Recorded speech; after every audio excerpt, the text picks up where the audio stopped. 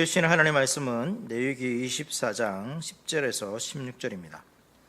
레위기 24장 10절에서 16절 말씀, 우리 한 절씩 교독하시겠습니다. 24장 10절에서 16절 말씀입니다. 이스라엘 자손 중에 그의 어머니가 이스라엘 여인이요 그의 아버지는 애굽 사람인 어떤 사람이 나가서 한 이스라엘 사람과 진영 중에서 싸우다가 그 이스라엘 여인의 아들이 여호와의 이름을 모독하며 조저함으로 우리가 끌고 모세에게로 가니라. 그의 어머니의 이름은 슬로미시요 단지파 다브리의 딸이었더라. 그들이 그를 가두고 여호와의 명령을 기다리더니 여호와께서 모세에게 말씀하여 이르시되 그 저주한 사람을 진영 밖으로 끌어내어 그것을 들은 모든 사람이 그들의 손을 그의 머리에 얹게 하고 온 회중이 돌로 그를 칠지니라. 너는 이스라엘 자손에게 말하여 이르라. 누구든지 그의 하나님을 저주하면 죄를 담당할 것이요. 함께 여호와의 이름을 모독하면 그를 반드시 죽일지니 온 회중이 돌로 그를 칠 것이니라. 거류민이든지 본토인이든지 여호와의 이름을 모독하면 그를 죽일지니라. 아멘. 예. 우리 계속 하이데벨의 교리 문답 보고 있습니다. 오늘은 36절 99에서 100 문답입니다. 십계명 부분을 지금 살펴보고 있습니다. 십계명은 우리가 행해야 될 단순히 의무라기보다는 구원받은 신자가 감사의 삶을 살아야 되는데 그 감사의 삶의 방향을 알려주는 것이 십계명이라는 것을 십계명입니다. 그래서 우리가 살아가는 이유는 무언가 하나님으로부터 얻기 위한 그러한 삶이라기보다는 주님께서 우리에게 구속의 은혜를, 놀라운 구속의 은혜를 베풀어 주셨기 때문에 그분에게 우리의 삶 전체는 그분께 감사하는 삶이 되어야 한다는 것을 우리가 깨닫게 되는 것이죠. 십계명은 우리가 잘 알고 있듯이 두 부분으로 나눠져 있습니다. 1에서 4계명은 하나님을 향한 계명이죠. 그리고 5에서 10계명은 사람을 향한 그러한 계명입니다. 그런데 이 둘이 구분되기는 하지만 서로 연결되어 있습니다. 어떻게 연결되어 있냐면 모두가 예배라는 것에 대해서 예배라는 것으로 연결되어 있습니다. 그러니까 모두가 예배를 말하고 있는 것이죠. 1에서 4계명은 하나님을 향한 직접적인 예배에 대해서 말하고 있고 또 5에서 10계명은 하나님을 향한 간접적인, 그러니까 이웃을 섬김으로 하나님을 예배하는 것에 대해서 방법에 대해서 말하고 있습니다. 지금까지 우리가 이제 2계명까지 봤는데요. 1계명은 무엇을 말하고 있습니까? 누구에게 예배할 것인가? 그러니까 예배의 대상이죠. 1계명의 예배의 대상이 누구인가라는 것을 우리에게 가르쳐주고 2계명은 어떻게 예배할 것인가? 그러니까 예배를 우리의 자의적인 방법대로 내 생각대로 내가 이렇게 하는 것이 좋겠다라는 게 아니라 하나님께서 가르쳐 주신 방법대로 예배한다. 예배의 방식에 대해서 말해주고 있습니다. 그리고 오늘 이제 3계명 다음 시간까지 이어지는데요. 3계명을 배우는데 3계명은 우리가 예배인데요. 어떤 태도로 예배 드려야 되는가? 예배의 태도에 대해서 가르쳐주고 있습니다. 어떠한 태도로 예배의 방식을 가르쳐주고 어떠한 태도로 예배 드려야 되는가? 그러면 4계명이 뭘까요? 4계명이 이제 안식일에 관한 것이죠. 그래서 언제 예배해야 되는가? 예배의 시기에 대해서 가르치는 것이 4계명이라 할 수 있습니다. 3계명은 출애굽기 20장 7절 말씀입니다. 우리 3계명 말씀 같이 읽도록 하겠습니다. 시작. 너는 내 하나님 여호와의 이름을 망령되게 부르지 말라.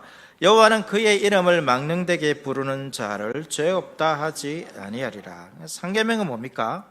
하나님의 이름을 망령되게 부르지 말라라는 것이 3계명이죠. 이 3계명에 대해서 이제 오늘 99문답과 100문답입니다. 요리문답에서 무엇을 가르치고 있는지 우선 읽고 우리 살펴보겠습니다. 우리 99문답과 100문답 쭉 이어서 같이 읽도록 하겠습니다. 99문입니다. 제3계명에서 하나님께서 원하시는 것은 무엇입니까? 우리가 저주나 거짓 맹세 또 불필요한 서약으로 하나님의 이름을 욕되게 하거나 잘못 사용하지 않는 것이며 더 나아가 침묵하는 방관자가 되어 그러한 두려운 죄에 참여하지 않는 것입니다. 오히려 하나님의 거룩한 이름을 두려워하고 존경하는 마음으로만 사용하여 우리가 하나님을 바르게 고백하고 부르며 우리의 모든 말과 행실에서 그분이 영광을 얻도록 하는 것입니다. 100문입니다. 맹세나 저주로 하나님의 이름을 욕되게 하는 것은 그들이 할 수 있는 대로 그러한 죄를 막거나 금하지 못한 사람들에게까지 하나님께서 진노하실 정도로 중대한 죄입니까? 진실로 그렇습니다. 하나님의 이름을 욕되게 하는 것보다 더 크고 하나님을 진노케 하는 죄는 없습니다. 따라서 하나님께서는 이 죄를 사형으로 벌하라 명하셨습니다.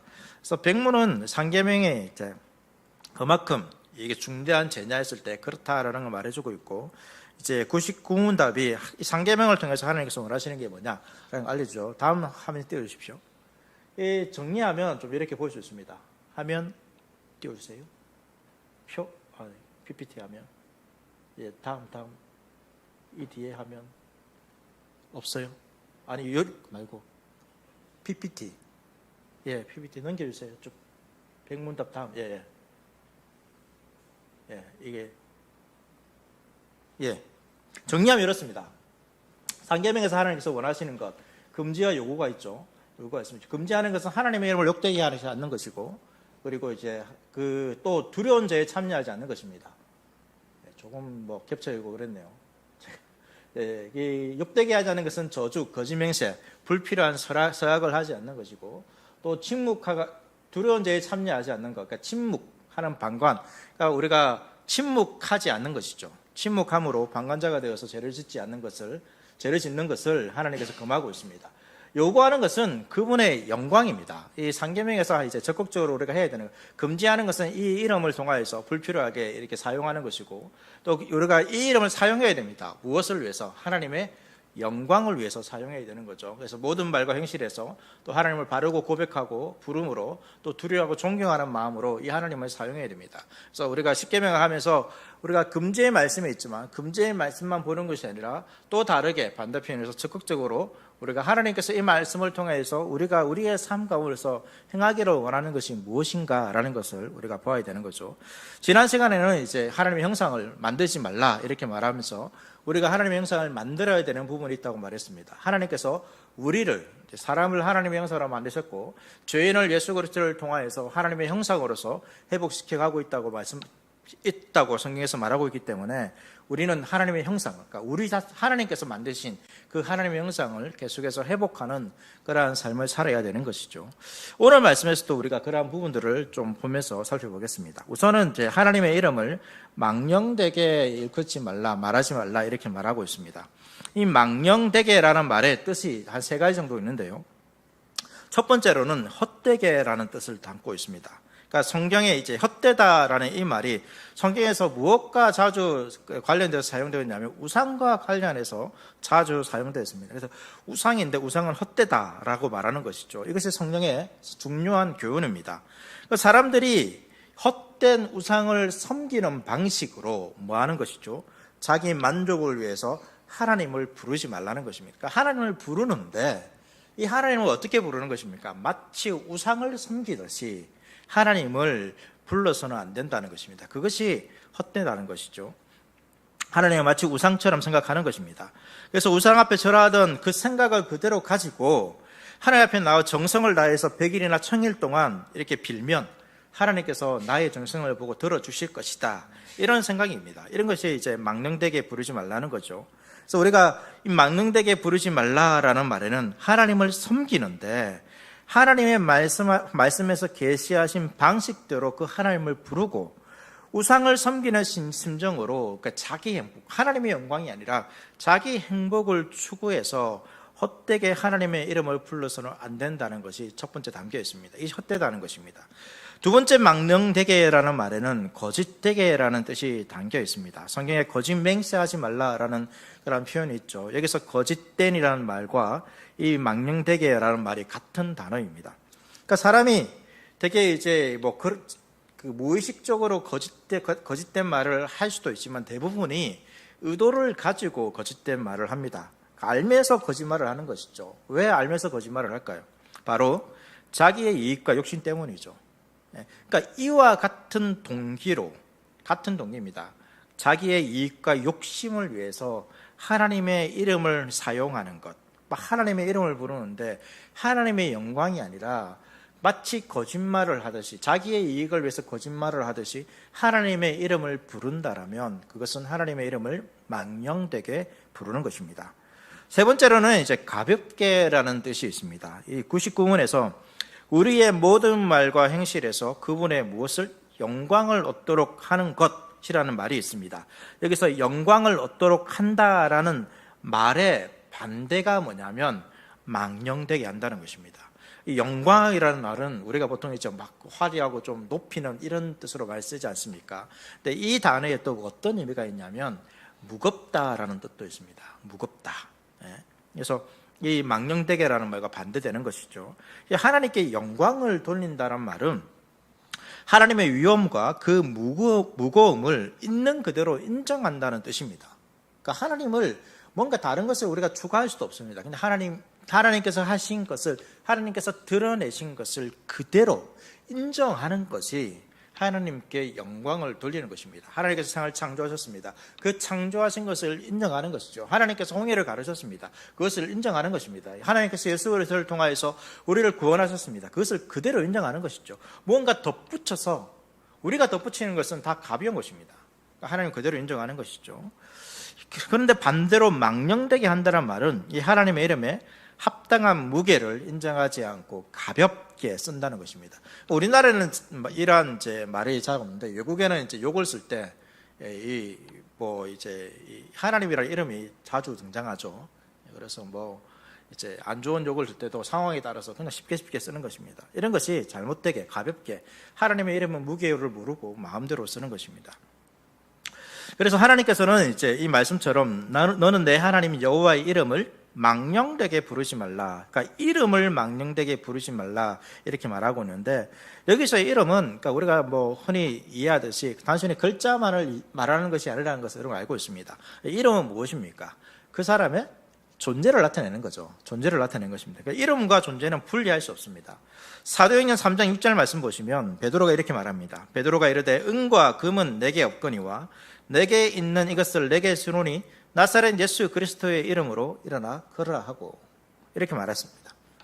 그러니까 베드로가 성전 미문에 앉아 있는 안전뱅이에게 이렇게 말하는 거죠. 나사렛 예수 그리스도의 이름으로 걸으라 이렇게 말하는 것입니다. 이때 베드로가 예수 그리스도의 이름을 사용해서 일으킨다 이런 뜻만 있는 것이 아닙니다.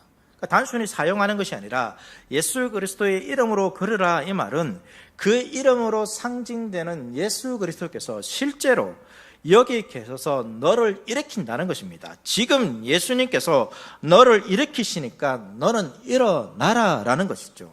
그러니까 이 글자에 담긴 신비한 능력을 우리가 생각해서는 안 됩니다. 우리가 간혹 이제 신앙생활 할 때 예수님의 이름, 예수님의 보혈 이러는데 그러니까 그것에 담긴 의미가 아니라 단순히 그 글자를 그대로 뭔가 신비한 능력이 있는 것처럼 마치 부적처럼 생각하는 거죠. 부적의 글자처럼. 이렇게 생각해서는 안 된다는 것입니다. 그러니까 예수 그리스도의 이름만 부르면 무언가 이루어진다는 것이 아니라는 거죠. 우리가 예수 그리스도의 이름을 부른다는 것은 그분이 실제로 우리와 함께 한다는 것입니다. 그래서 마치 그 이름이 마술 도구처럼 신비한 도구처럼 여러분 사용되어서는 안 됩니다. 우리 종종 이제 우리가 잘못하면 우리가 기도할 때 그런 것이죠. 주님의 이름을 좀 크게 부르면 우리가 주여 부릅니다. 여러분 주여 부르는 게 나쁜 건 아닙니다. 그런데 마치 그것이 그 부르는 것 그 자체에 뭔가 신비한 능력. 그러니까 이름을 부르면 좀 더 기도 잘 되고 이름을 부르지 않으면 기도가 안 되고 막 이런 것처럼. 그러니까 그 이름이 그 이름 글자에 뭔가 신비한 능력이 있다 생각해서 안 되고 우리가 주님의 이름을 부르는 이유가 무엇입니까? 우리가 기도하는 곳에 주님이 있는 것이고 우리가 이 마음에 간절하기 때문에 주님의 이름을 부르는 것이죠. 그러한 목적에서 우리가 불러야 되는 것입니다. 그렇지 않고 단순히 그 이름을 사용하는 목적에서 그러니까 주님의 인격적인 그러한 어떤 관계가 필요 없이 그 이름이 가지고 있는 신비한 능력 이렇게 생각해서는 안 됩니다. 흔히 말해서 우리 성경도 그렇죠. 옛날에 성경 여러분 성경을 이제 우리가 간혹 그럴 때 성경을 좀 어떻게 말을 그렇지만 저도 이 고신에 살아가지고 성경을 좀 오래되면 어떻게 됩니까? 교체하지 않습니까? 교체하면 이전에 있는 성경은 어떻게 합니까, 여러분? 이전에 있는 성경 어떻게 하면 됩니까? 버려야 됩니까?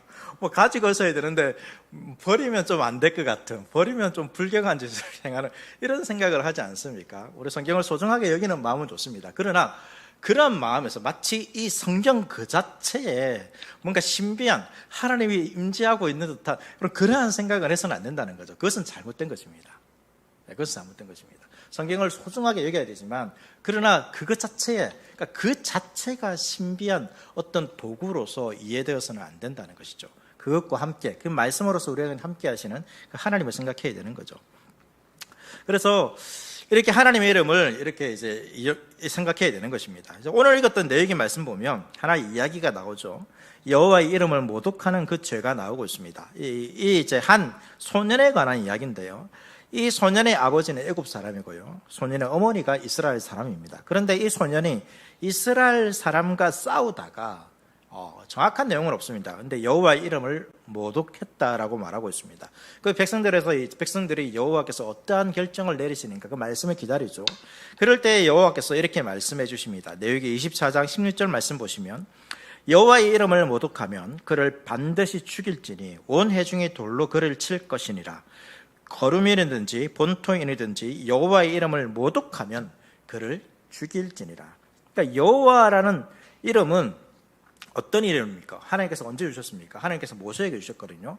모세를 통하여서 이스라엘 백성들을 출애굽하려고 할 때 주신 이름입니다. 사람들에게 내가 무엇이라고, 나에게 나타난 이 당신을 무엇이라고 말해야 됩니까?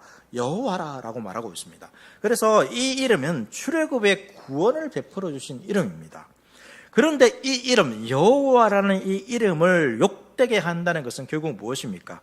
출애굽의 구원을 욕되게 하는 것과 마찬가지입니다. 하나님의 구원, 그러니까 하나님의 존재를 욕하는 것이고, 특별히 여호와의 이름에 담긴 하나님의 구원의 행위를 욕되게 하는 것과 마찬가지입니다. 그렇기 때문에 여러분, 이 죄는 작은 문제가 아니죠. 구원과 관련된 큰 죄라는 것입니다. 그래서 여호와의 이름을 욕되게 하는 사람은 결국 이 하나님께서 우리에게 구원을 베풀어 주셨는데 그 구원을 가볍게 여기는 것입니다. 어떻게 보면 인정하지 않는다라고까지 말할 수 있는 것이죠. 여호와 이름을 욕되게 한다는 것은, 여호와 이름을 욕되게 하는 그 말은 뭡니까? 여호와께서 우리를 뭘 구원했다라고, 이런 것과 마찬가지입니다. 그렇기 때문에 하나님께서 이러한 판결을 내리시는 것이죠. 신약에도 예수님께서 비슷한 이야기를, 비슷한 내용을 하시는 부분이 있습니다. 마태복음 12장 24절 말씀 보시면 이런 말씀이 있습니다. 바리새인들이 듣고 이르되 이가 귀신의 왕 바알세부를 힘입지 않고는 귀신을 쫓아내지 못하느니라 하거늘. 그러니까 바리새인들이 예수님께서 성령의 능력으로 하나님 나라가 나타났다는 것을 보여주고 있습니다. 그런데 많은 사람들이 따르니까 이 바리새인들은 자신들의 기득권을 옹호하기 위해서 예수님께서 성령의 능력이 아니라 귀신의 왕을 힘입어서 이러한 능력을 나타내고 있다라고 거짓 선전을 지금 하고 있는 것입니다. 예수님은 이러한 사들, 자신의 기득권을 옹호하기 위해서 하나님의 구원을 가볍게 여기는 것이 큰 죄임을 사람들에게 나타내시죠. 그래서 다른 죄는 사함을 받지만 성령을 모독하는 죄는 사하심을 얻지 못한다라고 가르치는 것입니다. 성령을 모독한다는 것은 성령을 통하여 하나님 나라 구원의 역사가 나타나고 있습니다. 또 성령을 통하여서 우리가 이 구원을 깨닫게 되는 것이죠. 그런데 그 구원의 역사를 믿지 않는 것입니다. 성령을 통하여서 우리에게 나타내는 그 구원을 믿지 않는 것이 바로 성령을 모독하는 것이고, 구원을 믿지 않기 때문에 그들에게 하나님의 구원이 있을 수 없는 것이죠. 가장 큰 저주가 나타나는 것입니다. 특별히 또 자신의 현세적인 이유 때문에 주님의 구원을 부인하든, 그러니까 우리가 복음을 전할 때 예수 믿는 것보다 그냥 예수 믿으면 손해볼 것 같은 거죠. 자신의 인생에 대해서 내가 가진 것도 이렇게 손해볼 것 같고. 요즘 많은 사람들이 교회를 비판할 때 가장 비판하는 게 뭘까요? 교회가, 목사가 돈만, 헌금하라는 말이 다 돈만 걷어간다라고, 돈만 이제 추구하는 집단이라고 이렇게 욕을 많이 합니다. 그래서 교회 다니면 거지 된다, 이런 말도 있습니다. 교회 다니면. 그런 것처럼 사람들이 이 교회에 나오면 자신의 것들을 손해본다는 것이죠. 그리고 자신의 인생의 즐거움도 누리지 못한다는 그러한 생각을 가지고 이 자신의 현세적인 이익 때문에 주님을 부인하든지, 또는 가볍게 여기는 사람들이 있습니다. 자신의 어떤 이 땅의 삶이 중요한 것이죠. 그래서 주님의 구원을 더 깊이 묵상하고 생각하는 것이 아니라 그냥 가볍게, 신앙생활을 가볍게 하는 것입니다. 어떤 취미생활을 하듯이 가볍게 하시는 분들이 있습니다. 그러한 것이 곧 성령을 모독하는 것입니다. 그러니까 자신의 욕심 때문에 어떤 목표를 딱 정해놓고 또 그것을 이루는 것이 하나님의 뜻이다. 그러니까 자신의 목표입니다. 자신의 어떤 욕망입니다. 그런데 하나님께서 주신 마음이라고 생각하는 거죠. 그러면서 막 이 생각대로 밀어붙이는 분들이 있습니다. 이것은 자기의 생각을 하나님의 뜻이라 하면서 하나님의 이름을 잘못 사용하는 하나의 예입니다. 이런 것을 하나님의 이름을 망령되게 하는 것이죠. 이렇게 해서는 안 됩니다. 이것이 하나님 금지하는 것입니다. 그런데 우리가 이제 하나님께서 요구하시는 것이 있죠. 금지하시는 것에 따르면 요구하시는 것이십니다. 그게 하나님의 영광이죠. 그 하나님을 적극 하나님의 이름을 더 바르게 부르는 것, 이것을 우리가 해야 됩니다. 근데 이것이 이제 어디에 종합적으로 드러나냐면 예배 가운데 드러나는 것입니다. 예배입니다. 요한복음 4장 23절과 24절 말씀 보시면 아버지께 참되게 예배하는 자들은 영과 진리로 예배할 때가 오나니 곧 이때라. 아버지께서는 자기에게 이렇게 예배하는 자들을 찾으시라니 하나님은 영이시니 예배하는 자가 영과 진리로 예배할지니라. 이 말씀은 예배의 핵심을 가르치는 말씀입니다. 그러니까 이전의 성경에 영과 진리가 뭐로 번역되는지 아십니까? 신령과 진정으로. 신령과 진정 이러니까 여러분 어떤 생각이 듭니까? 어떤 마음이 듭니까? 이 말씀을 어떻게 이해됩니까? 우리가 그러니까 좀 내가 정성을 다해서 내 영혼과 마음을 다해 정성을 다해서 진실된 마음으로 하나님께 예배드려야 되겠다. 그러니까 우리의 정성이라는 이러한 좀 표현이 많이 생각됩니다. 근데 지금은 이건 좀 번역이 잘못됐습니다. 지금은 조금 바르게 번역됐죠. 영과 진리로 되어 있습니다. 그러니까 진정이라는 진리로 번역되어 있는 것이죠. 진정이라는 진정을 여러분 마음으로만 이해하면 어떻게 됩니까? 그러니까 마음을 다해서 내가 진정으로 하나님께 예배드립니다. 이 좋은 표현이죠. 그런데 여러분 이 우상 숭배자들도 진정으로 우상들에게 예배합니다. 그렇지 않습니까? 그런데 뭐가 문제입니까? 진정으로 예배하지만 거기에 진리가 없습니다. 진리가 없기 때문에 그들의 예배가 잘못된 것이죠. 진리가 없는 진정은 여러분 바른 예배 태도가 아닙니다. 우리가 하나님의 마음을 다해 예배 드려야 됩니다. 그런데 진리가 없는 그러한 마음은 잘못된 거라는 거죠. 하나님께서 원하시는 게 아닙니다. 예배의 핵심이 아닙니다. 영도 사람의 영문이 아니라 성령을 가리킵니다. 진리를 깨우치는 성령입니다.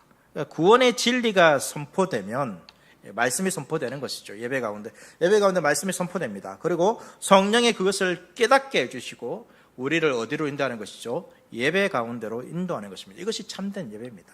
그러니까 예배는 단순히 내 마음만 잘 추스러서 뭔가 잘 갖추어서 드릴 수 있는 것이 예배가 아니라 그 예배의 가장 핵심은 하나님의 구원의 진리가 선포되어야 되고 성령께서 주시는 그 마음을 따라서 그것을 깨닫게 해주시는 마음을 따라서 하나님께 예배하는 것이 참된 예배입니다.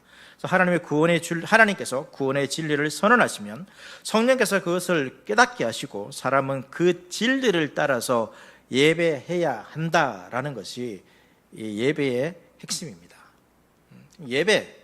예배라는 이 말을 그대로 번역하면 하나님께 절한다는 것이죠. 절하는 것입니다.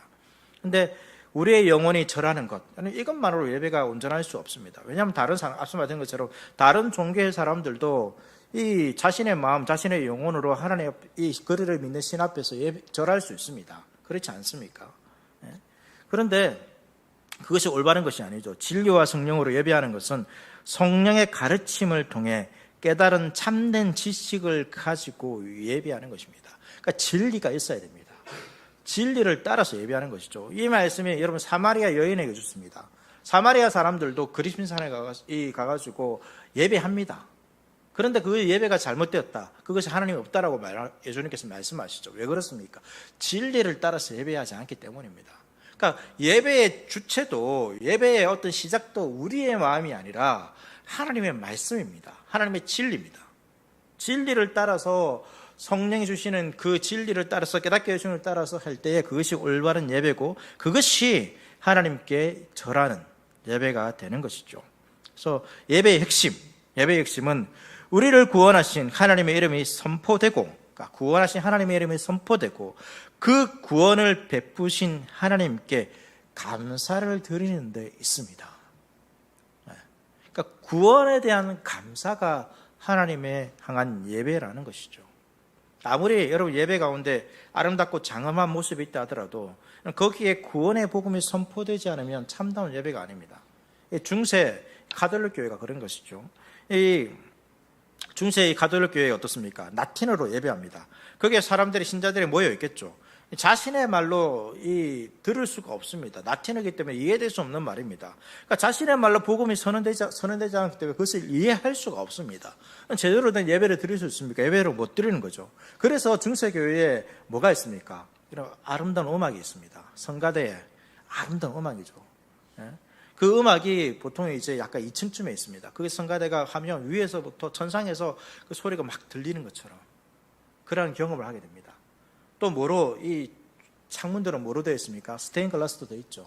그 조명으로 빛이 쫙 들어오면 여러분 얼마나 신비롭습니까? 지금도 관광지가 되는 것처럼 중세 예배 드릴 때 어떤 복음의 말씀보다는 어떤 장엄하고 웅장한 뭔가 신비로운 그런 경험들을 하는 것이죠. 그것이 예배라고 착각하는 것입니다. 착각하는 것입니다.